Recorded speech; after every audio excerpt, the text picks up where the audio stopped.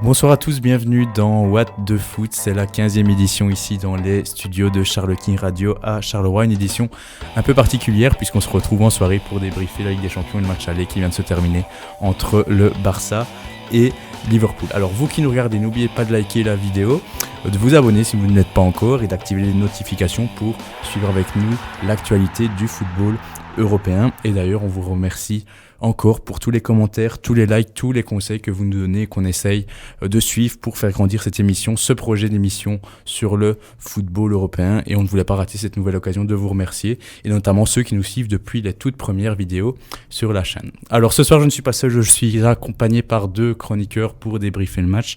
Tout d'abord Manu, bonsoir Manu. Salut David, bonjour à tous. Et Marco, bonsoir Marco. Salut David, salut Manu. Très bien monsieur, on va commencer l'émission par les 3 points. Manu, quels sont tes 3 points ? Premier point, j'ai assisté à un match extraordinaire, un des plus beaux matchs que j'ai jamais vu en Ligue des Champions. Il y avait vraiment de tout dans ce match. Un véritable combat physique, une bataille tactique et puis des gestes techniques de haut vol. Deuxième point, hommage à Valverde. C'était un Barça à l'image de son entraîneur et il a été gagnant dans ce match. Et troisième point, un hommage à Klopp pour son audace. Marco ? Alors moi, mon premier point, alors les dieux du foot ont choisi leur camp aujourd'hui. Et ben en fait, quand on a le messager dans l'équipe du FC Barcelone, il n'a pas eu du mal à choisir son camp. Ensuite, le deuxième point, j'aimerais bien souligner les 600 buts de Messi en 680 et quelques matchs, je ne sais plus. Une carrière qui se ponctue par de nombreux goals et ce chiffre atteste donc des buts sublimes de Lionel Messi.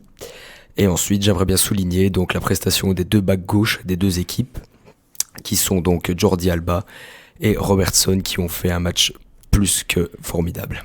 Mes 3 points maintenant, parce que je l'ai fait aussi ce soir. Alors, premier point, c'est 2015 en fait. J'ai vu un parallèle avec le match Barça-Bayern d'il y a 4 ans, en demi-finale allée de la Ligue des Champions, où le Barça s'était imposé 3-0 avec un génie de Messi dans le dernier quart d'heure. Il a encore été génial ici en 2019 face à Liverpool, ponctué par ce coup franc magistral.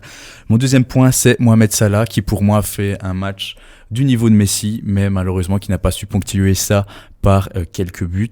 Et mon troisième point, c'est la renaissance du très grand Arturo Vidal qui était en mode gladiateur ce soir. Merci messieurs pour ces 3 points. On passe sans plus tarder au débrief du soir.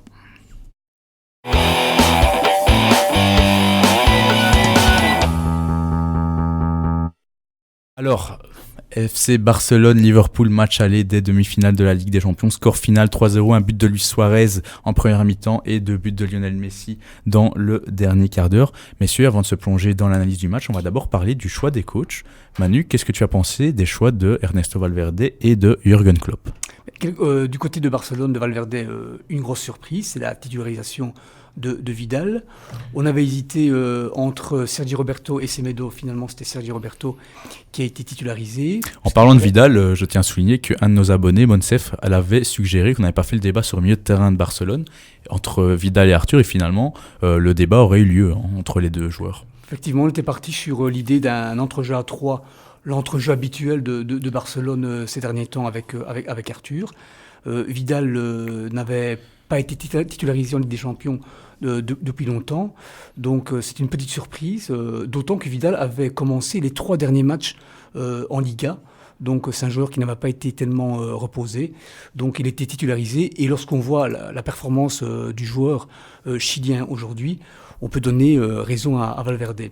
Donc je reviens un petit peu sur l'arrière droite, sur Sergi Roberto à la place de Semedo, ce qui est un peu logique. Et puis évidemment, on avait une hésitation par rapport à Coutinho et Dembélé, mais Coutinho a été aligné d'entrée, comme c'était prévisible. Maintenant, du côté de Liverpool, c'est vrai qu'on hésitait au niveau du milieu de terrain, avec Wijnaldum, Milner et Henderson. On pensait que Klopp choisirait ce milieu de terrain fétiche, mais finalement il avait choisi de titulariser Fabinho et Keita. C'est exactement ce qu'il avait fait également lors du match retour au FC Porto, et de placer Wijnaldum en faux neuf à la place de Firmino. Voilà, donc des compos un peu surprises. Et d'ailleurs aussi, encore une fois, un de nos abonnés, supporter de Liverpool, nous avait dit, pour Joe Gomez plutôt, Oui. la position de l'arrière droit, que c'était pas impossible qu'ils mettent Joe Gomez, arrière central de formation, à la place de Alexander Arnold, notamment pour contrer les montées offensives du côté gauche du Barça. C'est vrai que dimanche passé, quand on avait parlé donc en prévision de ce match, on avait évoqué les arrières latéraux qui étaient très offensifs du côté de Liverpool, surtout Alexander Arnold qui a tendance à se projeter offensivement et parfois à délaisser un petit peu ce rôle défensif. Raison pour laquelle probablement Klopp a titularisé Joe Gomez. C'est une surprise parce que Joe Gomez n'avait plus joué comme titulaire depuis le 5 décembre. Il avait été titularisé contre Burnley. Il est rentré lors des 3 derniers matchs. Il était rentré à Porto et également lors des 2 derniers matchs ici en Première Ligue contre Cardiff et Huddersfield. Mais c'était quand même une petite surprise de le voir titulaire au profit de Alexander Arnold. C'est vrai que c'est pas une chose qu'on voit couramment de remplacer un arrière droit. Bien souvent, on sait que c'est quelque chose d'attribué, on ne va pas le changer tous les matchs. Et là, je crois que c'est quand même assez malin de la part de Klopp d'avoir mis Gomez justement back droit pour ce match, parce qu'il y avait quand même un filou de Jordi Alba, un des meilleurs back gauche, si pas le meilleur back gauche du monde à l'heure actuelle. Et on sait très bien le malin plaisir que Jordi Alba a de combiner avec Messi, et on l'a encore vu aujourd'hui, ça a failli être décisif. Oui, maintenant, je pense que les 2 entraîneurs ont réussi en partie dans leur choix. Vidal, sans rentrer dans les prestations individuelles, Vidal a démontré qu'il avait vraiment le coffre pour ce genre de match. Un Vidal positionné à droite, clairement, dans le 4-4-2, notamment quand ils étaient en défense, on le voyait très bien sur le côté droit. Il a démontré plus que ça, en fait, Manu. Pour moi, il est un peu même relégué Arthur au second plan. Sur cette fin de saison. Pour ce genre de match. En tout cas, je vois très mal Arthur récupérer son poste pour les 2 matchs du moins le match retour et une éventuelle finale. Je ne vois pas Valverde revenir en arrière en regardant le match que Vidal a fait aujourd'hui, qui était plus qu'exceptionnel. On reviendra plus en détail sur les individualités avec Vidal, mais pour rebondir, Manu, en effet. Oui, donc sur le déroulement du match, on a vu un début de match avec beaucoup d'alternatives. On sentait que les 2 équipes voulaient profiter au maximum des pertes de balles pour se projeter très rapidement vers l'avant. C'est normal dans le jeu de Liverpool, ça l'est un petit peu moins dans le jeu de Barcelone, même s'ils excellent de plus en plus en contre-attaque. Et l'équipe qui a marqué la première, Barcelone, évidemment a pris un avantage psychologique très important. Grâce au côté gauche de Jordi Alba. Grâce à ce côté gauche de Barcelone qui est le point fort de Barcelone, en tout cas dans le secteur offensif, avec Jordi Alba, une fois de plus décisif. Et je pense que cet avantage au marquoir, qui est également un avantage psychologique, a fortement influencé le reste du match. On a senti un peu Liverpool KO après ce but, mais Liverpool a repris la deuxième mi-temps de manière Et quelle reprise de deuxième mi-temps, avec des occasions, notamment celle de Milner par 2 fois. Et il y a de quoi nourrir beaucoup de regrets dans le chef de Liverpool. Sur la prestation de la deuxième mi-temps, parce qu'on fait une prestation digne des plus hauts niveaux européens. Qui, messieurs, a dominé le Barça comme ça sur une deuxième mi-temps récemment? On n'a pas vraiment, c'est très rare quand on peut dire que Liverpool a la possession au Camp Nou. On a rarement vu Barcelone privé de ballon comme il a été aujourd'hui. Peut-être la dernière référence, c'est le match dont faisait référence David, c'était le Bayern de Munich en 2015, également en demi-finale. Ironie de l'histoire, ça se termine par le même score. Mais c'est vrai que ce jour-là, le Bayern avait privé également le Barça du ballon et c'était plutôt l'équipe allemande qui avait la possession. Aujourd'hui, en deuxième mi-temps, surtout durant les 20 premières minutes, Liverpool a produit un match incroyable au niveau de l'intensité, au niveau de l'impact physique, au niveau du positionnement tactique. Donc c'était vraiment une véritable démonstration de ce que Liverpool sait faire de mieux.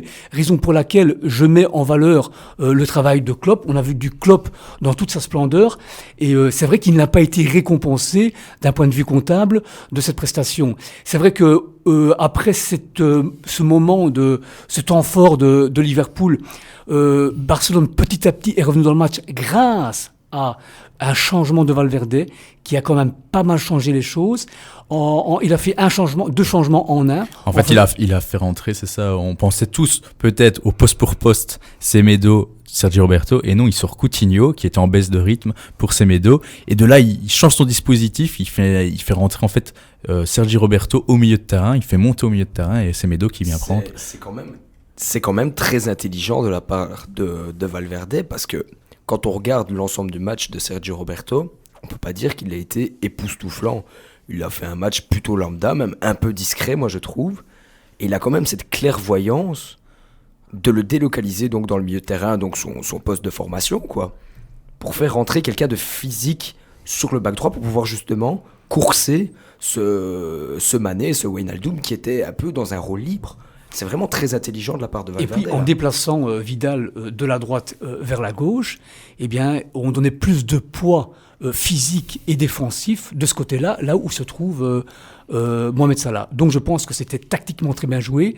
On sent le Valverde tacticien, celui qui lit très très bien les matchs, un peu comme Pochettino avait fait hier en faisant rentrer Sissoko lorsque Vertonghen s'est blessé. Donc on sent quelqu'un qui sait lire les matchs, et cela a permis à Barcelone de revenir un petit peu dans le match pour après faire la différence sur évidemment des actions de génie signées Lionel Messi. Très bien, messieurs, on va passer petit à petit aux individualités. On va passer à celle du Barça. On va commencer, donc on va répéter la compo. Donc Messi, Suarez, milieu de terrain, Vidal, Busquets, Rakitic, Coutinho.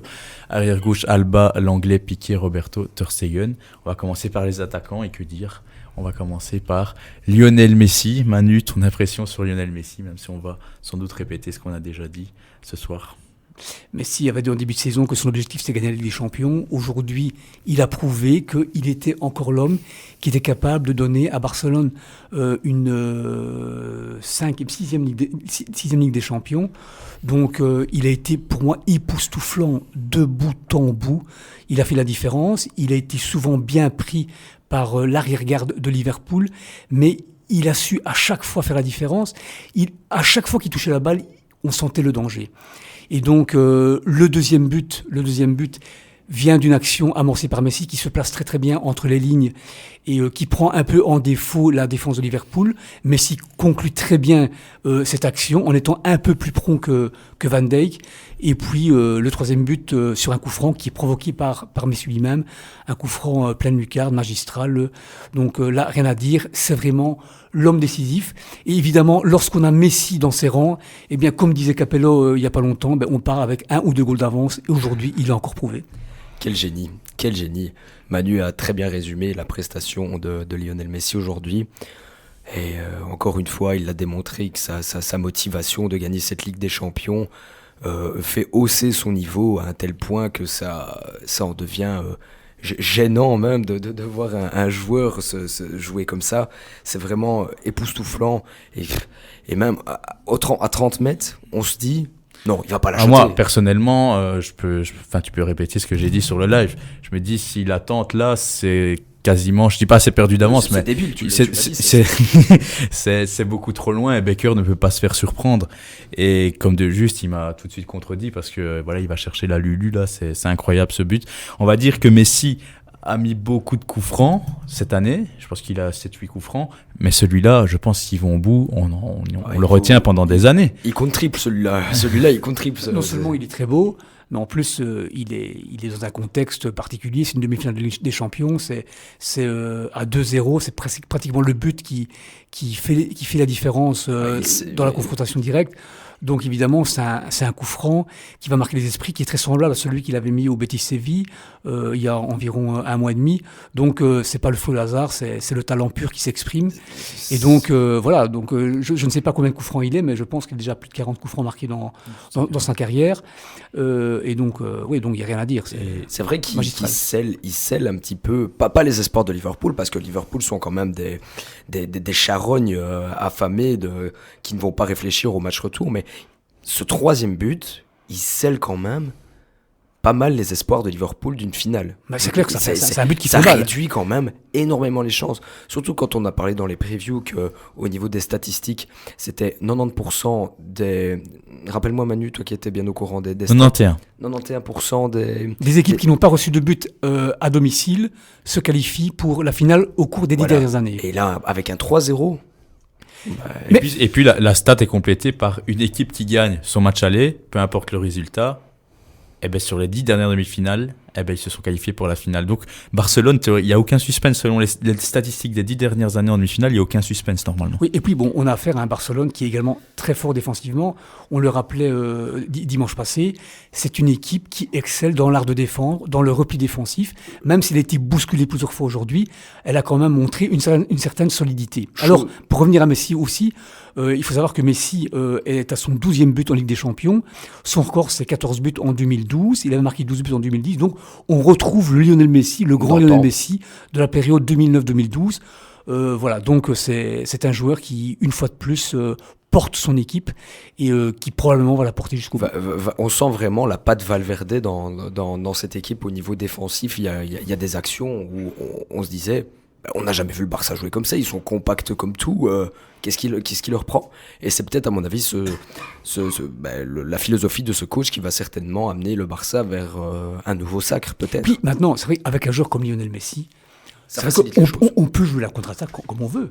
Parce que c'est un joueur qui est tellement fort, balle au pied, qui remonte très facilement la balle, qu'on peut jouer le contre. Et ça, Valverde l'a très bien compris. On a remarqué quand même qu'il y a eu, à la fin du match, il y a eu quand même 2-3 contre-attaques. Oui, j'allais le dire. Attends, quand il gère la contre-attaque avec Dembélé, on y reviendra sur Dembélé, mais la contre-attaque que Messi mène là, c'est du très très très haut niveau. Il mène, et au dernier moment, il décale Dembélé.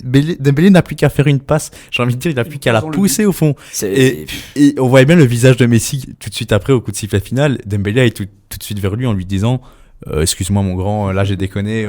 Mais pour dire, ça rejoint la remarque de Manu quand il dit on peut jouer la contre-attaque avec Lionel Messi. Mais oui, Messi peut être un joueur de compte tellement il est fort. Il est fort dans tous les registres du jeu. Il est déroutant. Enfin. Il est énorme. Donc voilà. Donc pour Messi, je pense que c'était une fois de plus l'homme décisif du côté de Barcelone. Suarez a été important dans le sens où il a débloqué la situation avec un but de renard de surface, un peu à la Gerd Müller dans les années 70. On va revenir sur Suarez tout de suite. Et donc... On revient sur Suarez, mais pour compléter sur Messi, peut-être tu vas nous donner ton impression, mais tu nous disais, c'est un de ses meilleurs matchs de sa carrière. Je trouve que... Mais j'ai l'impression que dans l'optique des gens, ça va pas être un meilleur match. Je sais pas, je trouve qu'il y a débat pour cette question-là. Est-ce que c'est un de ces top 3 ? Non, quand je dis un de ses meilleurs matchs, je dis pas que c'est un top 3.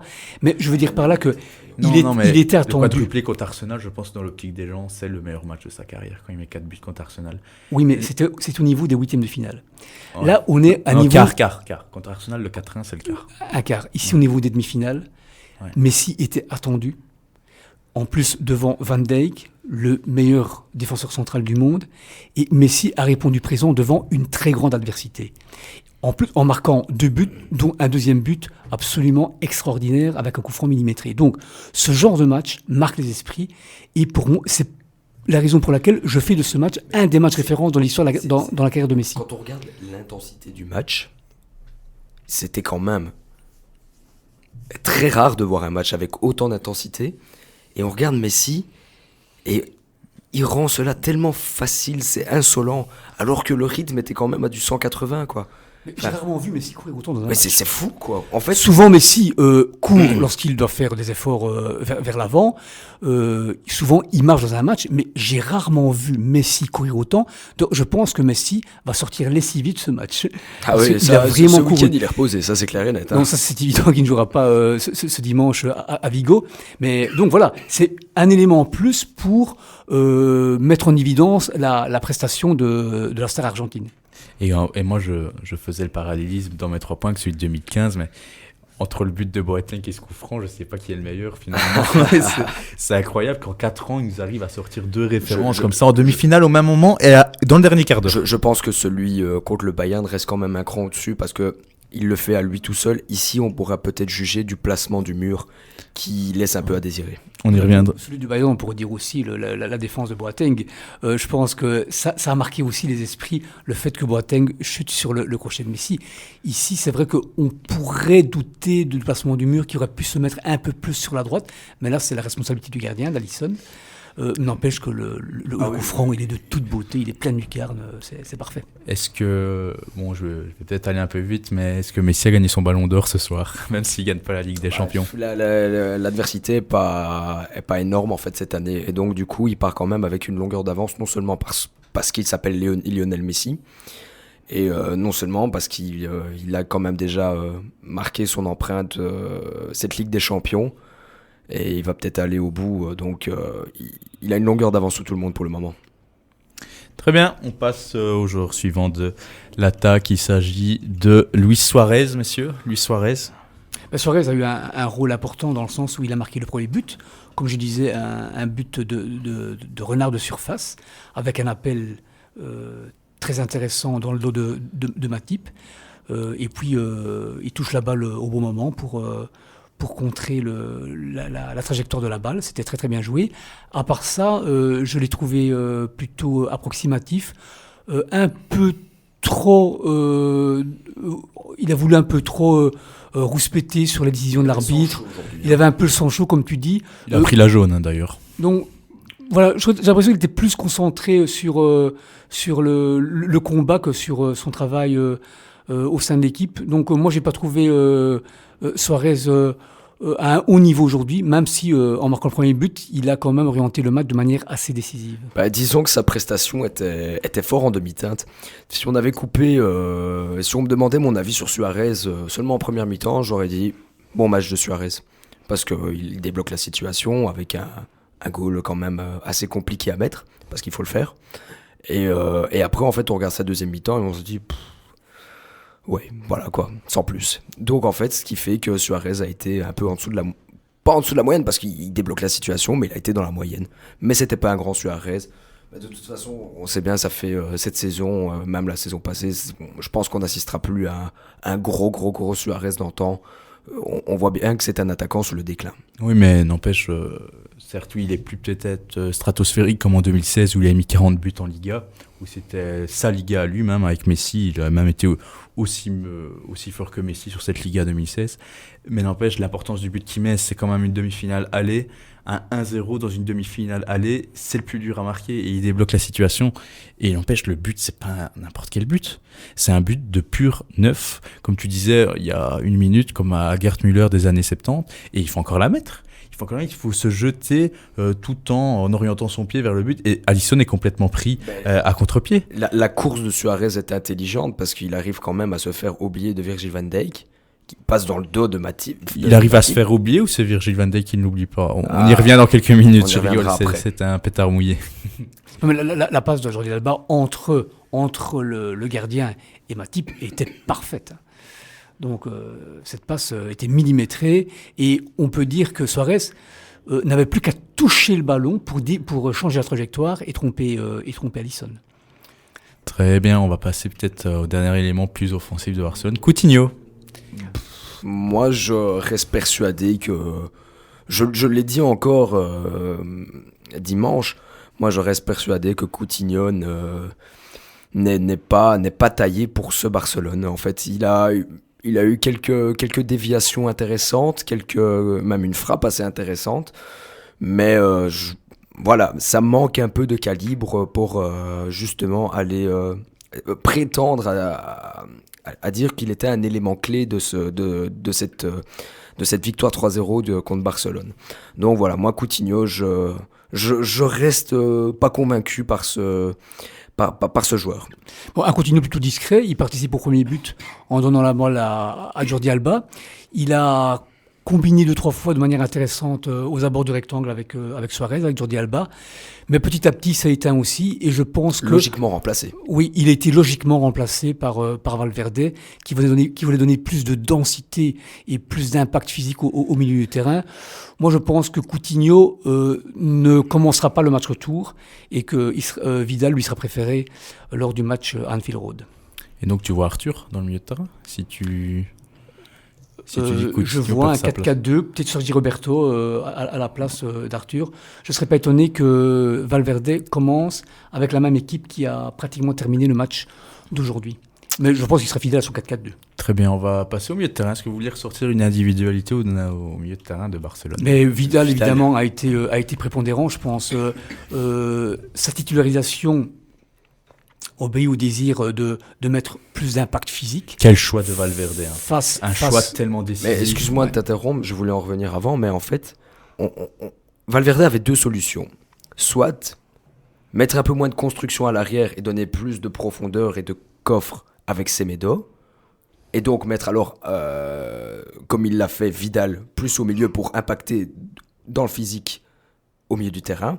Ou soit il mettait directement Semedo pour commencer, pour avoir justement ce coffre physique plutôt à l'arrière. Et alors peut-être mettre Arthur qui composait le fameux trio, enfin ce trio qu'on a eu souvent, qu'on a pu souvent voir, donc, qui est composé donc de Arthur, Rakitic et Busquets. Et là on voit qu'il a plutôt opté donc pour la première solution et qui a très très bien marché. Vidal a été exceptionnel. Maintenant, ce que Vidal a en plus de Arthur, c'est qu'il a beaucoup plus d'expérience de Ligue des Champions. Ah aussi. Vidal avait disputé 63 matchs de Ligue des Champions, avec 14 buts. Donc c'est un joueur qui a de l'expérience, c'est un joueur qui s'est très bien pressé. Et qui connaît plusieurs styles de jeu en plus. Qui a joué dans des équipes de très haut niveau comme la Juve, avec le Bayern. Guardiola. Donc, quelque part, après coup, vous allez dire, c'est facile à dire, sa titularisation est presque logique. Donc, vu l'impact physique que met Liverpool au milieu de terrain, donc voilà, c'est un peu logique qu'il soit titulaire. Maintenant, je pense que pour les derniers matchs, notamment en Ligue des Champions, le match retour et la finale, il est bien parti pour être titulaire. Maintenant, dans le milieu de terrain, je veux également ressortir la prestation de Busquets, qui pour moi a été très très bon. Il a très bien su conserver le ballon. Il a très bien joué entre les lignes. Il n'a jamais paniqué. À part une petite erreur en fin de match qui a provoqué l'occasion de Salah, je trouve qu'il a été très à son avantage et très à l'aise. On a vu un Busquets dans le rôle qu'il tient habituellement entre la défense et le milieu de terrain. Donc je trouve qu'il a été également à son avantage lors de ce match et il n'a pas été dépassé par la vitesse et par l'impact physique qu'apportait Liverpool, comme certains auraient pu le penser. Et pourtant, il a vraiment été à la hauteur. C'était un peu notre crainte, justement. C'était ta crainte, mais c'était pas la mienne. Robin, je pense, l'avait bien souligné. Il pensait justement que Sergio Busquets allait être très limite physiquement. Ouais. Et en fait, on se rend compte que pas du tout. Moi, je m'attendais à un grand Busquets, et aujourd'hui, il a confirmé. Les grands joueurs répondent présents dans les grands moments. Je suis tout à fait d'accord. Et donc, en plus, il a été reposé par Valverde lors des matchs qui précédaient ce match de Ligue des Champions. Donc, il était prêt physiquement. Et c'est un joueur qui joue. Il a un sens tactique très développé. Il a un sens du placement. Il est malin, il est intelligent. Il a un sens de l'anticipation hors norme et il joue là-dessus. Et il a joué dans ce registre-là. Donc, pour moi, c'est un joueur incontournable depuis 10 ans à Barcelone. Rakitic était un peu moins à son avantage. Je l'ai trouvé souvent imprécis. Donc ici, il avait un rôle un peu plus central que d'habitude. D'habitude, il est un peu plus sur le côté droit et il est un peu plus offensif. Aujourd'hui, il avait un rôle plus en parallèle avec Busquets, mais je l'ai trouvé un peu moins à son avantage que Busquets et assez imprécis parfois. Et maladroit, parce qu'il a non seulement... Donc tu as souligné... ce qu'il a fait pendant le match, mais il a aussi blessé Keita, qui n'a même pas eu de jaune pour ça. Enfin, c'est fou, quoi. Oui, et déjà, on reviendra peut-être un peu sur l'arbitrage. Les jaunes ont tardé à pleuvoir, j'ai envie de dire. Mais Rakitic, vous avez oublié son action la plus décisive du match. C'est comme un but, ce qu'il fait. Le sauvetage sur la ligne, sur la frappe de Firmino.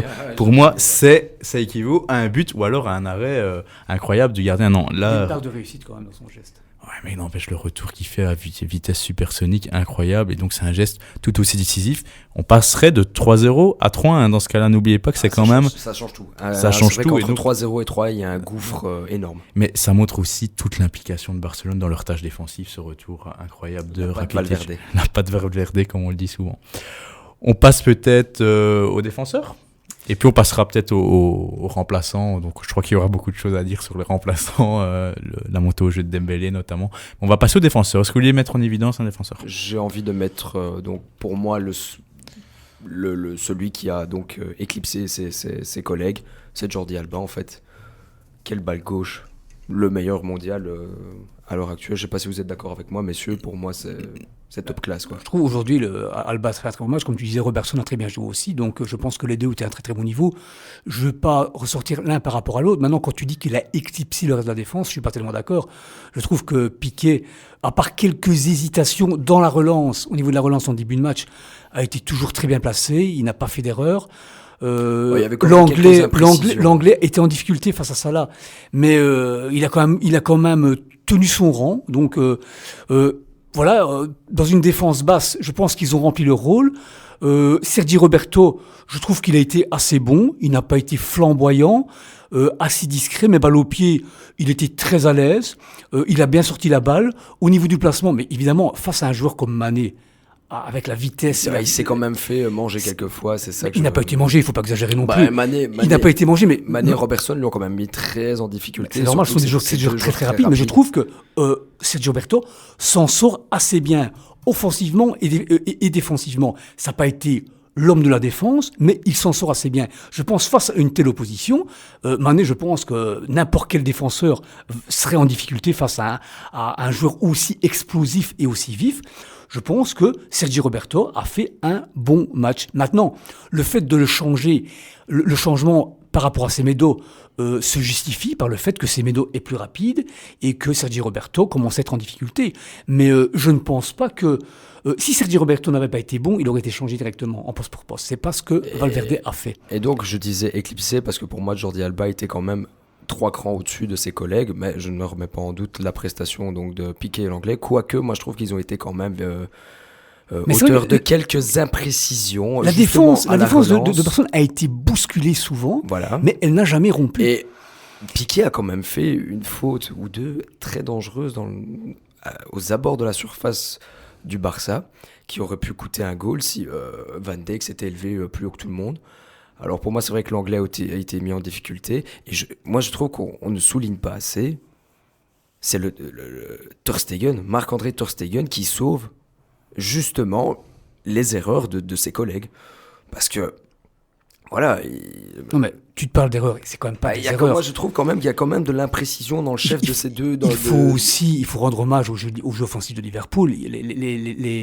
Les avants ont quand même leur mérite dans la manière de déstabiliser la défense. Moi, je pense que la défense de Barcelone, qui jouait assez bas, comme elle sait le faire maintenant, a été bousculée, mais elle a été mise en difficulté parce qu'en face, il y a d'excellents joueurs. C'est également le top niveau. Enfin, il faut pas... Oui, tout à fait. Voilà, on n'est pas au niveau de Messi, mais on est juste en dessous, donc c'est également le top niveau. Donc c'est normal que les défenseurs soient bousculés. Donc je ne m'attendais pas à ce que l'Anglais et Piqué jouent sur un fauteuil. Voilà. Ce que je leur reproche des fois, c'est qu'ils ont peut-être des fois voulu jouer trop proprement dans leur surface. Et puis on savait pas. Je te laisse la base. Non, vas-y, dégage-la toi. Et donc, du coup, on arrivait à des, on savait pas qui allait dégager. Situations un peu très, très complexes à ce niveau-là, qui auraient pu vraiment coûter beaucoup plus cher au Barça. Et messieurs, moi, je vous rejoins sur Ter Stegen. Sur ses parades, évidemment, il a sauvé quand même pas mal de buts, mais son jeu au pied. Exceptionnel. Exceptionnel. Quelle aisance. Et du gauche. Ah oui, exceptionnel. On sait bien que c'est le principe du Barça, c'est d'abord de trouver un gardien qui sait jouer au pied. Et il allie ça avec des parades exceptionnelles. Ter Stegen fait partie du top 3 mondial sans aucune discussion. Mais son jeu au pied aujourd'hui, dans un tel contexte, à 0-0 de temps en temps, il avait le pressing de Sadio Mané et non, il arrivait quand même à faire une passe. Non, exceptionnel. Ter Stegen, il fait un de ses tout meilleurs matchs et peut-être un match, encore une fois, référence. Moi, j'ai déjà vu meilleur Ter Stegen. Je trouve qu'on exagère un petit peu. Moi, à mon avis, tu encenses un peu trop Ter Stegen. Parce que les arrêts qu'il a eu à faire ne sont quand même pas des arrêts très très compliqués. Il a la vue masquée quand même, c'est pas très... Manu, là, sur l'enroulé de Milner, excuse-moi, c'est quand même une parade exceptionnelle. Juste à la reprise de la mi-temps, il est masqué par ses défenseurs centraux et il va quand même anticiper le shot enroulé de Milner. De la Milner ne peut qu'enrouler. Parce qu'il a un joueur devant lui, il ne peut pas shooter à gauche, il ne peut qu'enrouler. Donc, il anticipe le fait que Milner enroule. Et Salah, lorsque Salah, en début de deuxième mi-temps, enroule également, il est en dehors de la surface, il ne peut qu'enrouler de ce côté-là. Donc, Ter Stegen a fait son job, mais il n'a pas fait un travail extraordinaire. Maintenant, par contre, sur 2-3 sorties, je l'ai vu plutôt imprécis. Donc, il a boxé une balle du poing de manière assez approximative en première mi-temps. En deuxième mi-temps aussi, une fois, il a fait une sortie assez approximative. Donc, Ter Stegen a confirmé que c'était un tout grand gardien, mais aujourd'hui, je ne l'ai pas trouvé exceptionnel. Je trouve qu'il a fait son travail. Moi, je trouve quand même que c'était des arrêts de grande classe mondiale. Et pour en revenir à un sujet complètement à part, je pense quand même que le Joachim Löw devra quand même se poser la question d'un jour titulariser Ter Stegen, parce que, voilà quoi, Neuer, merci. Très bien, on va passer peut-être aux remplaçants maintenant du Barça, ceux qui sont montés en jeu. Donc Semedo avec ce fameux choix tactique, Manu, de Valverde à la 60e minute. Oui, donc Valverde décide de faire sortir Coutinho pour Semedo. Semedo prend la place de Sergi Roberto à l'arrière droit et fait monter d'un cran Sergi Roberto. Semedo a montré ses qualités, ses défauts. Donc c'est un joueur beaucoup plus vertical que Sergi Roberto, plus rapide, plus imprécis aussi. Donc on sent que dans ses courses, il y a moins de maîtrise. Il apporte un peu moins offensivement, surtout dans la conservation du ballon. Il y a moins de maîtrise que Sergio Roberto, qui est un joueur qui est un pur produit de la Masia, tandis que Semedo est plutôt un arrière droit classique. Il a été bon, donc je pense qu'il a fait son travail. Il s'est projeté offensivement, donc je pense que son travail ne s'est pas... il n'a pas fait que défendre, il a essayé également de faire la différence offensivement. Donc c'est un bon changement, donc c'est encore un bon point en faveur de Valverde. Après moi je vais juste rajouter à ça, je dis chapeau à lui quand même d'être rentré dans un match avec une telle intensité et de s'être mis tout de suite au niveau, ce qui n'est pas le cas de certains dont on va parler par la suite, je suppose. On fait tout de suite la transition, Marco, on va parler de l'entrée au jeu. Alenia a été un peu plus discret parce qu'il restait peu de temps, c'était dans le temps additionnel, mais on va parler surtout d'une personne qui n'a pas du tout été discrète pour le peu de temps de jeu sur le terrain, c'est Ousmane Dembélé. Manu, je crois qu'il y a débat sur la rentrée en jeu de Ousmane. Je crois que Dembélé, c'est plutôt un changement pour gagner un peu de temps. Ouais, mais n'empêche Manu. Dans les arrêts de jeu. Non, il a eu 3 actions à négocier. Ouais, Première action, voilà, il a négocié mal, il shot dans les nuages. Deuxième action, au milieu de terrain, ça aurait pu être dangereux. Il a une passe en un temps à faire assez facile, il la rate complètement, il la relance, une attaque de Liverpool. Et là, on y vient sur la dernière action, sur la dernière minute de jeu. C'est scandaleux à ce niveau-là de la compétition pour un joueur de ce calibre-là qui a coûté autant et qu'on sait qu'il est tellement talentueux de faire ce qu'il nous a proposé là. Mais Dembélé aujourd'hui a justifié sa non-titularisation. On a expliqué pourquoi Dembélé ne serait pas titulaire. Parce que c'est un joueur qui a un jeu à risque et donc qui est beaucoup plus propice aux paires de balles. Tu as mentionné une paire de balles qui aurait pu coûter cher, en tout cas qui a engendré une contre-attaque de la part de Liverpool. Et puis, c'est un joueur qui est brouillon et imprécis dans le dernier geste. Il l'a encore prouvé aujourd'hui. Donc je pense que ce joueur est loin de sa meilleure forme et il ne sera sûrement pas titularisé lors du match retour à Liverpool. Maintenant, c'est vrai qu'il revient de blessure, donc c'est très difficile déjà de revenir dans le rythme, mais en plus rentrer dans un match avec autant d'intensité et à ce niveau-là, c'est pas évident. Donc je pense que Dembélé est à sa place sur le banc actuellement. Grosse déception de la part de Dembélé. Il a eu l'occasion vraiment de tuer tout espoir de qualification de remontada de Liverpool en fait. À cause de ça, on en vient même à parler de regret de Barcelone. Je ne sais pas si vous imaginez, c'est Liverpool qui doit regretter toutes ces occasions ratées, mais là, avec ce que Dembélé nous a proposé, Barcelone vient à regretter de ne pas avoir gagné 4-0. C'est inespéré avant le match quand même. Oui, non, moi, franchement, je suis assez déçu de Ousmane Dembélé. On nous l'a vendu comme un pur génie et là c'est un génie. C'est pâle quoi. C'est un génie mais il confirme pas encore. Après on nous a vendu aussi par le passé beaucoup de génies qui sont finalement éteints, donc il est pas à l'abri de ça. D'accord, messieurs, une dernière remarque sur Barcelone peut-être avant de passer à Liverpool. Je crois qu'aujourd'hui Barcelone a montré son côté un peu cynique. C'est une équipe... il faut oublier un peu le Barça de Guardiola. Il faut arrêter de le comparer au Barça de Guardiola. C'est une équipe qui a su gérer les temps forts et les temps faibles. Lorsqu'elle a été dominée, elle n'a pas plié, elle n'a pas rompu. Et lorsqu'elle a pu faire la différence, évidemment, il y a le facteur Messi qui est là. Dans ces temps forts, elle a su faire la différence. Donc, on en parlait une fois de plus dimanche. C'est une équipe qui sait très bien alterner les moments de bloc haut avec des moments de repli défensif avec un bloc bas. Et aujourd'hui, on a vu vraiment toute la palette du Barcelone de Valverde et on constate une fois de plus que c'est un Barcelone très efficace.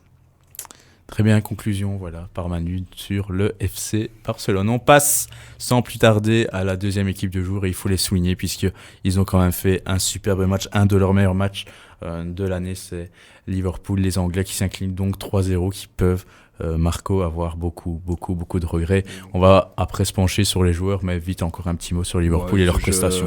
Je me sens très mal pour Liverpool parce que ce 3-0 n'est pas justifié en fait. Ils ont Au premier mi-temps, nous avons un Barça-Liverpool qui faisait un peu jeu égal. Et puis à l'entame de la deuxième mi-temps, c'est Liverpool qui a mangé complètement Barcelone dans le temps faible justement de Barça. Et on a de quoi nourrir des regrets du côté de Anfield, enfin du côté de Liverpool quand on sait qu'on aurait pu en planter au moins un, ce qui aurait changé toute la donne. Je trouve que Liverpool n'est vraiment pas bien payé sur ce coup et c'est dommage parce que quand on regarde la prestation XXL de cette équipe, ça fait de la peine. Et surtout une prestation XXL qui souligne les choix de Klopp. On revoit encore la composition ici à l'écran. Donc Alisson, Gomez, Matip, Van Dijk, Robertson, Fabinho, Milner, Keita. Évidemment, Keita a été remplacé par Henderson. Et ce choix qui a étonné tout le monde à la place de Firmino, qui était sûrement pas encore remis de sa blessure, mais Wijnaldum carrément à la place de Firmino avec Salah et Sané. Mais en fait, c'est une composition audacieuse que Jürgen Klopp nous propose là, parce qu'il a un peu déjoué toutes nos attentes. Et je me demande si c'est pas justement ça mais la surprise, qui a fait la force. C'est Henderson. Qui a fait la force de ce Liverpool aujourd'hui. C'est-à-dire que je pense que Valverde avait préparé son match en disant bon, c'est sûr et certain qu'il va avoir Roberto Firmino en numéro 9, c'est sûr et certain qu'il va nous aligner surtout Henderson, à Wijnaldum, et c'est sûr et certain qu'il va nous aligner à Arnold. Ah ben non, il nous sort un Wijnaldum en faux numéro 9 qui est un peu en roue libre, se balade du côté de Mané et puis revient en milieu par-ci par-là. Un Milner qu'on pensait être remplaçant et au final est sur le jeu. Keita aussi qui se trouve Fabinho numéro 6. Fabinho numéro 6.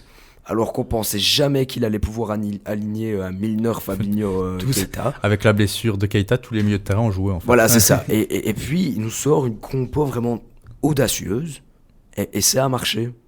Et félicitations pour ça, ça a marché. Mais c'est pas tellement la compo audacieuse, c'est la manière d'engager le match qui est audacieuse. C'est d'aller chercher Barcelone très haut pour déstabiliser cette équipe de Barcelone qui n'a pas l'habitude d'être pressée à ce niveau-là.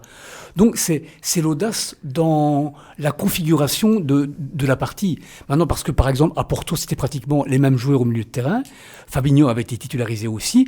Et dans les 25 premières minutes, Liverpool a joué très bas et été mis en difficulté par Porto. Mais aujourd'hui, je pense qu'on a vu tous les points forts et tous les points faibles de Liverpool. Liverpool est une équipe qui défend très bien lorsqu'elle défend vers l'avant, lorsqu'elle exerce un pressing énorme. Elle récupère très facilement le ballon, mais c'est une équipe qui est beaucoup plus en difficulté en bloc bas.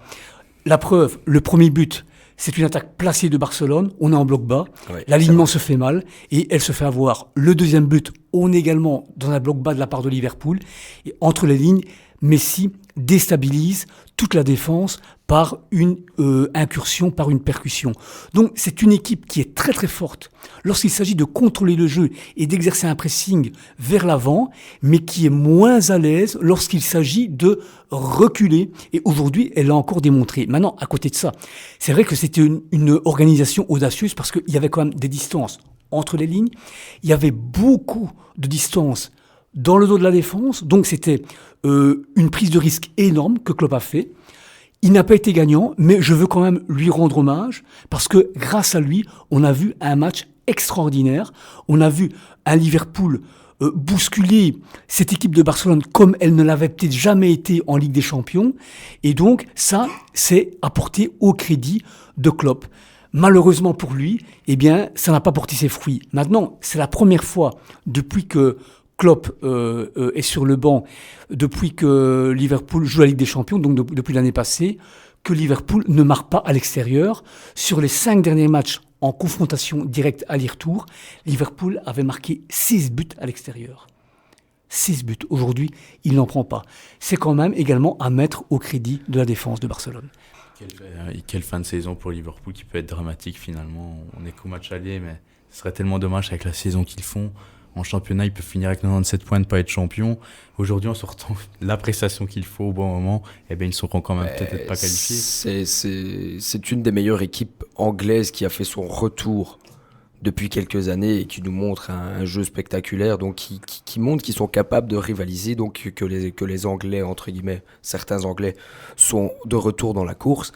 Et voir ce résultat-là et voir la fin de saison de Liverpool, à quel point elle peut être dramatique, ça fait mal au cœur, en fait, parce qu'il ne mérite pas ça, il mérite quelque chose. Et surtout, Klopp confirme tout son travail après 3 ans et demi maintenant. à la tête de Liverpool. C'est vraiment un travail abouti. Quelle équipe, quel coach surtout. Déjà ce qu'il a fait avec Dortmund, il faut le souligner, il est quand même 2 fois champion d'Allemagne avec Dortmund. Il est finaliste avec une Champions League aussi. Une incroyable compétition jouée là en 2013 avec Dortmund finaliste. Non, Klopp a fait quand même partie maintenant des très grands coachs. Et très peu récompensé. Et très peu récompensé malheureusement. Et n'oublions pas non plus la finale de l'Europa League en 2016, perdue contre Séville. Quand il arrive en cours de saison. Il arrive en cours de saison, donc il amène Liverpool en finale, même s'il la perd. On sent vraiment que depuis quelques années, il y a une véritable progression. Et lui a amené Liverpool au sommet. Maintenant, Liverpool, non seulement tutoie les meilleures équipes anglaises, ce qui n'était pas le cas depuis 2014, et en plus... C'est une meilleure équipe anglaise avec Oui, tout à fait, c'est ce que je dis. Oui. Effectivement, et puis même au niveau européen, maintenant, elle fait partie des grandes références au niveau européen.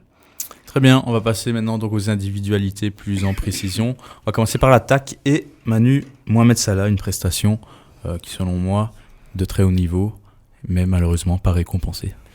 J'ai adoré le combat Alba-Salah. C'est un des meilleurs combats qui m'ait été donné de voir. Quel duel impressionnant. Et souvent, Salah s'en est sorti à son avantage. Hein. Il a été époustouflant. Il a fait un peu du Messi parfois en première mi-temps. La différence avec Messi, c'est la finition. C'est ce que j'ai dit dans mes 3 points, malheureusement. Oui, effectivement, parce que et l'occasion qu'il rate là dans les dernières minutes, elle est lourde de conséquences. Elle peut être lourde de conséquences. Et voilà, ça éclipse un petit peu sa prestation. Je veux dire que voilà, sa prestation n'a pas été récompensée par un but. À part ça, je trouve qu'il a été un poison pour la défense de Barcelone. Chaque fois qu'il touchait la balle, Salah, il mettait le danger. Donc voilà, un duel extraordinaire entre Salah et Jordi Alba. Et puis, on a vu l'anglais souvent en difficulté, comme j'avais rarement vu cette année-ci. Donc, effectivement, du Salah de tout haut niveau, malheureusement, il lui a manqué un petit but. Mais c'est bien simple, en fait.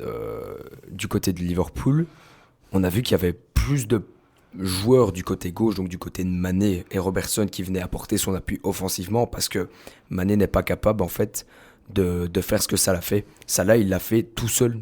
Tout ce qu'il faisait, c'était tout seul. Et il apportait le danger. Alors qu'il fallait 3 autres joueurs du côté de Liverpool, donc du côté gauche, pour pouvoir apporter ce même danger. Salah a vraiment fait une prestation exceptionnelle. Oui, mais Mané a quand même été un poison pour la défense de Barcelone aussi. Un petit peu moins que Salah quand même. Un petit peu moins. Maintenant, Salah était seul parce que Joe Gomez n'est pas du tout offensif, n'a pas les qualités offensives de Robertson. Donc, et c'est peut-être la raison pour laquelle il a été préféré à Alexander-Arnold. Comment dire... voilà, mais Salah, de son côté, vraiment était un véritable poison. Mais Mané aussi a été très bon. Comme tu dis, Mané a pu bénéficier de l'apport de Robertson, qui est plus offensif. Et peut-être Wijnaldum, moi je trouve qu'il allait plus du côté gauche plutôt que du côté que Salah. Parce qu'on sait très bien que Salah s'est éliminé 1, 2, 3 joueurs si la réussite lui sourit. Et il l'a montré, chaque touche de balle, comme tu l'as dit, Manu, c'était danger, quoi. Donc, non, chapeau, Salah. C'est aussi Salah qui a failli faire une passe décisive sur cette fameuse action. Van Dijk lui fait une transversale de je ne sais pas combien de mètres. Salah fixe pour une remise en retrait exceptionnelle pour Wijnaldum qui l'a fait passer. Et Windler qui shot malheureusement trop central. Mais Salah était aussi dans cette action impliquée, une action collective de très haut vol. On passe peut-être à Sadio Mané. Sadio Mané, je vais faire un petit commentaire sur lui. Qui fait aussi, comme il l'a dit Manu, une très belle prestation. Il s'est piqué de son côté gauche, notamment une talonnade, un relais exceptionnel avec Robertson. Voilà, c'est ce genre d'action que Sadio Mané peut nous proposer. Mais, il y a un petit mais, et je me souviens qu'on en avait déjà parlé dans nos toutes premières vidéos au jeu des chapeaux. On ne le met pas chapeau 1, Sadio Mané. Pourquoi ? Sa finition. Et malheureusement, il a pour moi une occasion 5 étoiles en première mi-temps, Manu, où malheureusement là, il montre sa finition à la Sadio Mané. Mais sur cette occasion-là, je vais un petit peu plaider en faveur de Sadio Mané. La passe d'Henderson est extraordinaire, mais il arrive un peu en bout de course et je pense qu'il ne maîtrise pas totalement le tir. En fait, il la met du bout du pied, ce qui fait qu'il n'a pas une totale maîtrise du mouvement. Moi, je l'ai déjà vu rater des gestes un peu plus faciles. Souvenez-vous contre le Bayern au match aller, en 8e de finale. Oui, tout à fait, en 8e de finale contre le Bayern. Ici, la balle est un peu haute et donc... je dirais que c'est pas un geste si facile que cela, même si c'est une belle occasion ratée par Mané. Maintenant, c'est évident que La différence entre Liverpool ce soir et Barcelone, c'est au niveau de la finition. Hein. Je crois que c'est la toute grande différence. En face, on a Messi. Il ne faut même pas une occasion pour marquer un but. Et Messi du côté de Liverpool, Messi Suarez, voilà, eux les mettent. Et du côté de Liverpool, dans le dernier geste, ça fait un peu défaut. Donc, c'est pour ça que certains joueurs valent 100 millions et d'autres valent 150 millions. Ouais, donc, voilà. Et maintenant, oui, c'est intéressant, c'est aussi Wijnaldum. Je pense que Wijnaldum a joué un poste qui n'est pas le sien. J'allais passer à Wijnaldum. Le troisième élément de l'attaque, finalement, ce soir. Quelle surprise et quelle bonne surprise. Mais en fait, c'est pas tellement une surprise parce qu'on en a parlé également dimanche passé. On hésitait, on se demandait si Firmino allait être titularisé à cause de sa blessure. Klopp avait un peu rassuré en disant qu'il serait opérationnel. Et tu avais dit que Sturridge et Origi ne pourraient pas remplacer Firmino. Et là, on a répondu que non, si Firmino n'est pas titularisé, il va renforcer son milieu de terrain et c'est soit Keita ou un autre qui jouera à sa place. Et effectivement, faire jouer Wijnaldum à la place de Firmino, c'est avéré un choix judicieux parce que Wijnaldum c'est quand même un joueur offensif, un milieu offensif de formation. C'est quelqu'un qui est un joueur complet, qui est assez à l'aise techniquement. C'est un joueur intelligent. Il prouve que c'était un tout grand joueur parce que justement, c'est un très bon joueur. Passer comme ça d'un poste à l'autre et jouer aussi bien qu'il l'a fait. C'est un joueur hollandais. On sait qu'une des forces des joueurs des Pays-Bas hollandais, c'est leur polyvalence. Wijnaldum, il faut savoir qu'il a été sa première titularisation en Eredivisie à 16 ans. Hein. Donc ça fait plus de 10 ans, il a 28 ans maintenant, ça fait plus de 12 ans qu'il joue en tant que joueur professionnel. Donc c'est un joueur qui a du coffre, qui a de l'expérience, et c'est un joueur polyvalent. Il n'a peut-être pas eu la carrière qu'on lui prédisait, mais n'empêche, maintenant, c'est un pion essentiel dans ce Liverpool-là. Et je pense que ce rôle qui n'est pas habituel chez lui, il l'a très bien tenu, et il a fait mal, je pense, dans l'ensemble, il a fait mal à l'arrière de Liverpool, de Barcelone. Mais quand on regarde maintenant, Sturridge et Origi, ils doivent se poser des questions quand même, parce que quand on regarde la prestation justement de Wijnaldum, on se dit, en fait, vous n'êtes plus le deuxième et troisième choix, vous êtes maintenant le troisième et quatrième, parce qu'en fait, on a trouvé quelqu'un qui s'est pallié à Roberto Firmino. Donc voilà. Par contre, ce que je comprends pas, c'est pourquoi ne pas avoir titularisé Roberto Firmino du côté de Jürgen Klopp. Bon, il nous a montré que ça n'a pas... Mais il n'était pas à 100% simplement. Ouais, c'est spécial. Mais quand t'es mené de 2-0, pourquoi tu le fais rentrer alors ? Tu sais très bien qu'il va pas t'apporter grand-chose en soi. Laisse Wijnaldum faire son match. Surtout qu'il était en jambes. Je comprends pas. Ouais, c'est vrai que c'est une petite inconnue, ça, sur la non-titularisation de Roberto Firmino. Mais on l'avait suggéré quand même au dimanche en disant qu'il serait peut-être pas à 100%. Et finalement, il rentre dans le dernier quart d'heure. Donc, il était peut-être prévu pour le dernier quart d'heure, Firmino dès le départ, à la place de... Oui, mais c'est pas quelqu'un qui va te faire la différence en un quart d'heure. Oui, même s'il est pas... C'est pas... Tu aurais mis qui ? Ouais, c'est compliqué. C'est compliqué. C'est un match de haut niveau. Et je pense que tous les joueurs ne peuvent pas jouer ce genre de match. Sturridge, Origi ne sont pas faits pour ce genre de match. Pourtant, il a fait rentrer Origi. Oui, parce qu'ils sont menés 3-0. Donc voilà, il a fait rentrer parce qu'il faut apporter un petit truc en plus. Mais je pense que n'importe qui aurait fait rentrer Origi. Mais c'est un peu en désespoir de cause, je dirais. C'est un peu ça. Donc c'est pas. Je pense pas qu'il était convaincu qu'Origi pouvait faire la différence ou apporter quelque chose. Je pense que si Liverpool doit se renforcer, c'est justement à ce niveau-là, alors du coup. Parce que les choix sont quand même limités. Il leur faut un attaquant B, absolument. Alors, on va passer maintenant au milieu de terrain. On va passer malheureusement très vite sur Naby Keita, qui n'a été en jeu que 18 minutes. Mais quel dommage, Manu, pour Naby Keita, qui est un joueur pas très connu, qui nous vient du Red Bull Leipzig. Et en fait, qui était titulaire peut-être dans le plus grand match de Liverpool cette année. Donc, c'est à quel point Klopp en fait compte sur cette recrue. Oui, moi je suis Naby Keita depuis quelques années. Notamment, j'ai souvent suivi l'année passée, lors du parcours de Leipzig en Europa League et dans le championnat allemand. J'ai toujours considéré que c'était un très très bon joueur. Ça aurait été un très beau renfort pour n'importe quelle équipe. Et je pense que Klopp a vu clair en recrutant Keita. Il sera à la CAN. Il sera à la CAN. Il sera à la CAN. Il a voulu renforcer son milieu de terrain parce que le milieu de terrain de Liverpool est très exigeant au niveau des efforts.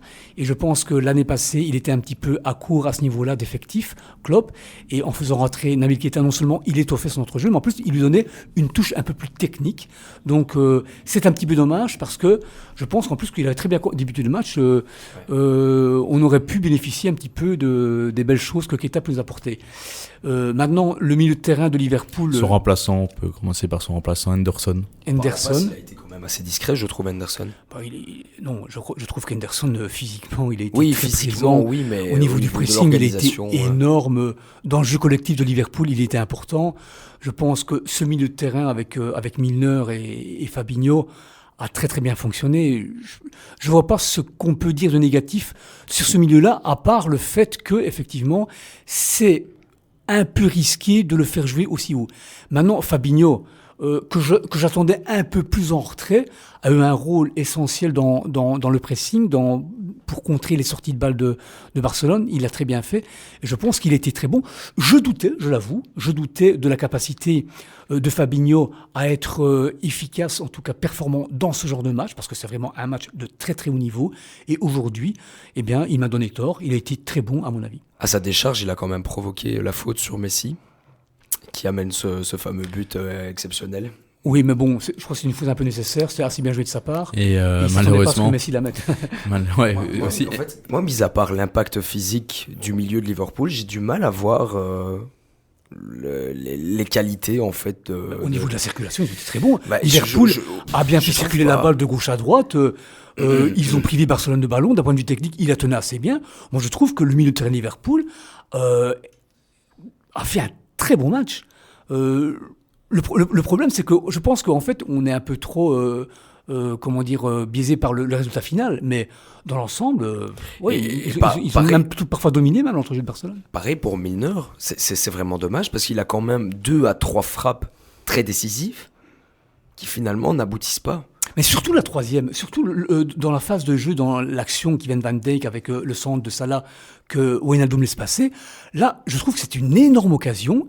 La frappe est trop molle et trop centrée. Ouais, c'est ça. Là, il y avait moyen de faire beaucoup mieux en plaçant un peu plus la balle. Je pense qu'il pouvait la mettre. Là, c'est une énorme occasion galvaudée par Milner. En fait, ça, plus ça, c'est ça qui peut donner des regrets au Liverpool parce que les occasions, ils les ont eues. Et c'est vraiment dommage. Effectivement. Ils ne sont pas en dessous du Barça, qu'on se le dise. Ils jouent au même niveau. Et quand on regarde le score, non, c'est pas normal. Il y a de quoi nourrir des regrets. C'est vrai que le score ne reflète pas la physionomie de la partie, c'est évident. Et pour revenir sur Fabinho, à sa décharge, malheureusement, moi je trouve aussi qu'il a fait un très bon match au milieu de terrain, mais c'est lui qui prolonge le ballon sur le 2-0. Il revient bien sur Messi, même s'il il était revenu en cours de match sur Messi plusieurs fois, très bien. Et c'est lui qui, malheureusement, il prolonge le ballon là quand Messi fait son incursion. Pour Sergio Roberto qui l'a mis à soirée, et puis qui revient grâce à la latte sur Messi. Mais voilà, Fabinho qui n'a pas été récompensé dans tous ses gestes défensifs. Il a été récompensé négativement, le pauvre. Très important dans les contre-attaques de Barcelone, dans le repli défensif, c'est souvent lui qui rattrapait les joueurs de Barcelone. Et sincèrement, Fabinho m'a surpris dans le bon sens du terme. Très bien. On passe à la défense et cette titularisation, Marco, de Joe Gomez. On en a déjà parlé, mais... Bon, en fait, je pense que ça reste très malin. On en a déjà parlé tout à l'heure, mais ça reste très malin de Jürgen Klopp d'avoir mis Joe Gomez sur ce flanc, même si des fois il a été dépassé un peu par Jordi Alba, mais bon, voilà, quoi. C'est Jordi Alba aussi. Je pense qu'il a fait dans l'ensemble de son match une bonne prestation. Même si on se demande en fait avec Arnold ce que ça aurait donné, quoi. Je me demande. Parce que justement, on veut éviter cette débâcle et au final, tu te prends quand même un 3-0. Donc, la question, tu te dis, et si on avait mis Arnold, comment ça se serait passé ? Moi, c'est ce gros point d'interrogation. C'était malin, mais voilà, je suis sur ma faim. Moi, je trouve que c'était quand même le joueur le moins à son avantage aujourd'hui. Voilà, c'est ça. Le joueur de Liverpool, déjà, le but vient de son côté, c'est évident. pratiquement en première mi-temps, toutes les actions dangereuses de Barcelone venaient de son côté, qui correspond au point fort de Barcelone. Et puis, offensivement, évidemment, c'est pas un joueur... C'est nul, c'est nul. Il n'a rien apporté. Donc, je pense que c'était le plus faiblard des joueurs de Liverpool. Sa titularisation est étonnante après coup, mais s'explique par le fait que Klopp voulait légèrement renforcer sa défense avec Joe Gomez. Mais c'est étonnant parce que ça faisait longtemps qu'il ne débutait pas un match. Il était rentré en cours de jeu lors des 3 derniers matchs, notamment à Porto, et lors des 2 derniers matchs de Première Ligue, mais il n'avait pas 90 minutes dans les jambes. Donc, moi, j'avoue que j'étais un petit peu surpris par sa titularisation, et aujourd'hui, je pense qu'il n'a pas vraiment donné raison à Klopp. Et c'est là qu'on se demande, est-ce que ça valait le coup de renforcer ta défense, en sachant que tu perds un poids offensif qui est quand même très important? C'est là la question que je me pose. Mais je crois que c'est une question d'équilibre, Marco. Sachant que Robertson du côté, est offensif, et donc on allait plus attaquer du côté de Robertson, il voulait moins mettre en danger sa défense du côté droit. Oui, donc c'est parti d'une bonne idée quelque part, mais qui a été mal exécutée. Mal exécuté par le fait qu'il était à court de rythme. Et puis par exemple sur le premier but de Barcelone, le changement d'aile de Vidal, c'est de son côté. Il réagit trop lentement. On sait que Vidal va changer d'aile vers Coutinho. Je pense que s'il avait été plus réactif, il aurait pu intercepter le changement d'aile de Vidal. Or que non, il arrive trop tard et Coutinho a tout le loisir de contrôler, d'orienter le contrôle, de la mettre sur Alba, qui fait après la passe décisive. Donc, il est quand même directement impliqué sur le premier but. Il n'a pas été assez rapide, il n'a pas été assez réactif, et c'est dommage. En fait, sur les 4 défenseurs de Liverpool, on peut dire quand même que ça a été quand même le gros point faible, je trouve. C'était le point faible, oui. Il n'a pas été catastrophique, mais il pouvait faire mieux. Maintenant, à côté de ça, Matip a été très très bon. On passe en effet à la paire de défense centrale. En fait, on pensait que Virgil van Dijk allait être le patron. En fait, non. On présente Matip un peu comme le point faible des défenseurs centraux de Liverpool. On dit que Joe Gomez est meilleur que lui. Ah non. On dit que Lovren est meilleur que lui. Et finalement, on constate que finalement, c'est le défenseur central le plus fiable aux côtés de Van Dijk. Je pense qu'il a fait preuve de rigueur. Il était très rapide. N'oublions pas que Liverpool jouait avec un bloc très haut, avec beaucoup d'espace derrière. Et il a souvent géré, anticipé les passes en profondeur de Messi ou de Coutinho. Il était souvent bien placé. Il était rapide. Donc je pense que c'était un bon match de Matip. C'est une belle surprise. Et je pense que même, il était plus à son avantage que Van Dijk, qui est en partie quand même responsable sur le premier but. Il a Suarez face à lui. Et donc, il ne réagit pas. Il est très passif sur ce but. Un peu à l'image aussi du deuxième but, Van Dijk a quand même fait preuve de statisme par moment. On va pas l'incombler parce que bon, il y a eu quand même de la réussite du côté de Barcelone dans ce goal. Mais voilà, je pense que Matip a quand même démontré qu'il était, en tout cas sur ce match, du calibre de Virgil van Dijk. Et Van Dijk, alors est-ce que... on a fait un peu la comparaison. Messieurs, oui, mais je vais vous reposer la question qu'on a posée dimanche. Est-ce que Van Dijk peut-être indirectement a confirmé son statut de meilleur joueur sur ce match, moi sur ce Première match, Ligue et de meilleur sur ce match, il a pas, voilà, il faut dire les choses, il l'a pas confirmé. On en parlait justement dimanche de ce scénario. On avait évoqué ce scénario. Au cas où Liverpool prend une débâcle. Voilà, Liverpool prend l'eau. On va incriminer qui ? Alors on va dire oui, mais on va pas incriminer Van Dijk parce qu'il n'est pas directement responsable sur les buts. On a dit justement, mais il faut incriminer la star défensive de l'équipe. Mais effectivement, Van Dijk étant considéré comme le leader de la défense, aujourd'hui, il n'a pas joué comme un véritable leader. Il n'a pas fait un mauvais match, mais il n'a pas été décisif défensivement. Non. Donc je pense que de tous les défenseurs, le meilleur c'était Robertson. Oui, tout à fait. Et je dirais qu'après c'était Matip. Ouais. Van Dijk arrive en numéro 3. Donc est-ce qu'il a confirmé son statut de tout grand défenseur central ? Ça reste un des meilleurs défenseurs centraux de la planète, effectivement. Mais aujourd'hui, il avait l'occasion de confirmer ce statut. Il ne l'a pas fait. Voilà, simplement. Donc, mais il faut reconnaître... Sans remettre son niveau en question. On ne met pas du tout en cause le niveau et le défenseur central d'exception qu'est Van Dijk. Mais aujourd'hui, je le maintiens, il était face à son défi le plus compliqué. Il n'avait jamais joué un match aussi compliqué de sa carrière. Aussi intensif. Avec une telle adversité, dans un contexte aussi difficile que le Nou Camp, eh bien, aujourd'hui, il n'a pas été décisif comme on aurait pu le penser. Je pense qu'on peut en toucher un mot, David, parce qu'on l'a lu aussi dans les commentaires, que les gens disaient que le match le plus important de sa carrière, c'était l'année passée en finale contre le Real. Le plus important, oui. Oui, le plus important, oui, mais le plus compliqué, non. Parce qu'en fait, t'es en terrain ennemi au Nou Camp. Tandis que quand tu jouais la finale de la Ligue des Champions l'année passée, t'étais en terrain neutre. Et donc, moi, je pense que... Je pense qu'une finale, ça reste un match très important, mais je pense qu'une demi-finale de Ligue des Champions, c'est du même niveau qu'une finale. Donc, si pas plus haut, des fois. Oui, si pas plus haut parfois. Ça permet d'accéder à la finale. Donc, au niveau de l'importance, on est au même niveau. Au niveau de la difficulté, mais ça dépend contre qui on joue. Je pense que les matchs de demi-finale l'année passée de Liverpool contre Rome n'avaient pas la difficulté du match de ce soir pour Van Dijk. Et donc aujourd'hui, c'était vraiment un scénario particulier. Et je pense que Van Dijk n'a pas démontré qu'il était au-dessus de tous les autres défenseurs centraux. Et je dirais même que dans ce duel à distance avec Piqué, autre défenseur central qui fait une énorme saison, aujourd'hui, Piqué sort vainqueur.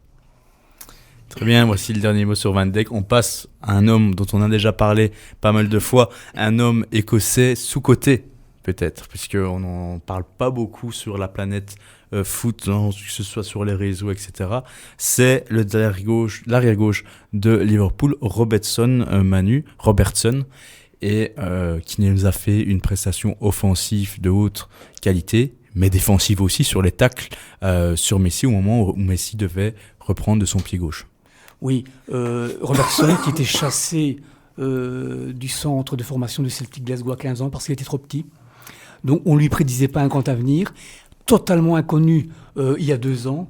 Et puis depuis 1 an et demi, il s'affirme comme un des tout grands arrières latéraux gauche du monde.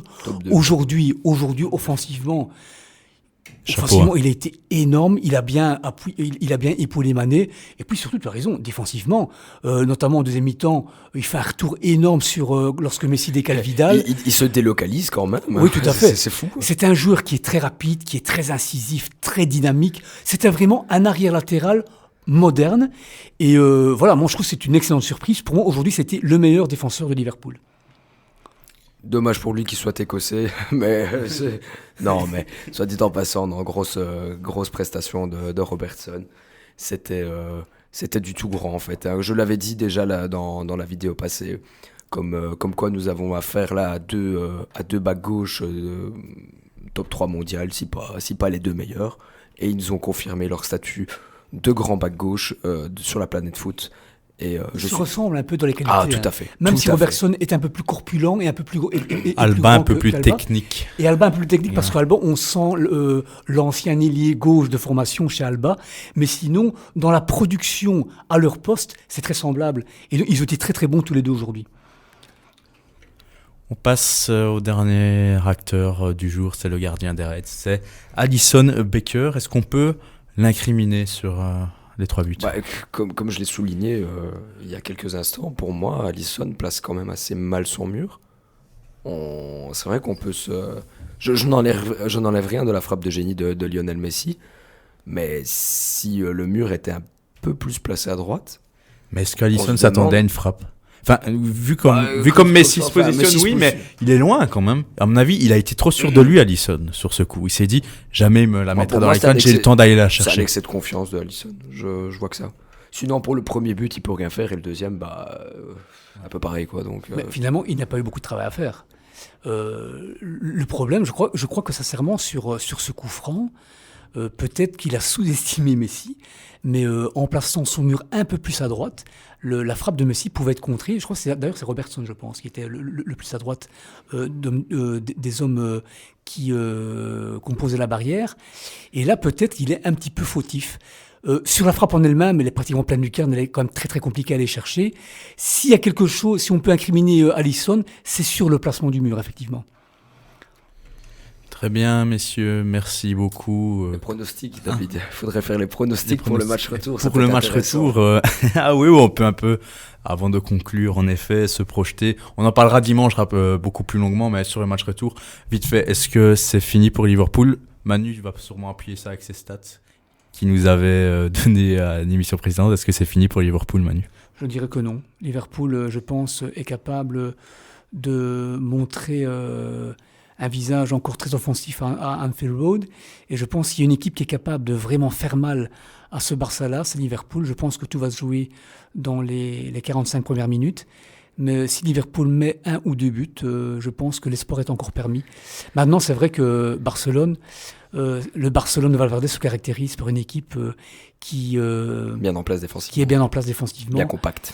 Et voilà, donc je pense qu'ils vont surtout pousser les joueurs de Liverpool à centrer, à jouer plutôt le jeu aérien. Et à ce niveau-là, c'est vrai que Barcelone excelle. Moi, je pense que Liverpool ne doit pas réfléchir en fait. Liverpool a du caractère, a les qualités nécessaires, a le coffre physique requis pour faire peur à ce Barça. Nous avons eu un match de haute voltige aujourd'hui et nous aurons un match encore plus impressionnant au match retour. J'attends le match retour avec impatience en tout cas. Très bien, messieurs, merci en tout cas pour vos commentaires, pour ces débats et c'est toujours ces commentaires toujours aussi enrichissants. Alors vous qui nous regardez, je répète que vous pouvez trouver rapidement cet audio en podcast sur le www.radiocharleking.be. Je vous remercie encore et on vous remercie plus globalement depuis le tout début, depuis tous vos commentaires, vos conseils qu'on essaie de suivre à la lettre pour essayer de faire, comme je l'ai dit, grandir ce projet d'émission de foot européenne. Alors, je vous dis à très bientôt. Bonne nuit, vive la Champions League. À bientôt.